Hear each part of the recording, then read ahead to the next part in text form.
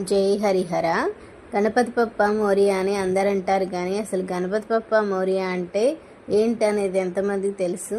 గణపతి బప్ప మోరియా అంటే మరాఠీ పదం అని కొంతమంది అనుకుంటారు, కానీ అసలు దాని అర్థం ఏంటంటే గణపతి బప్ప మోరియా అంటే 14వ శతాబ్దంలో మోరియా అనే గోస్వామి ఉండేవాళ్ళు అనమాట. ఆయనకి వినాయకుడు పరమ భక్తుడు అనమాట. ఆయన భక్తికి మెచ్చి బాగా ఘోర తపస్సు చేస్తాడనమాట. ఆ స్వామి కర్ణాటకలో పుట్టాడు. ఆయన కర్ణాటకలో పూణేలో పుట్టాడనమాట. ఆయనకి వినాయకుడు అంటే చాలా ప్రీతి ఎక్కువ. ఘోర తపస్సులు చేసేవాడు.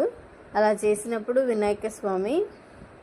వినాయకుడు ప్రత్యక్షమై ఏం కావాలి అని అడుగుతారనమాట.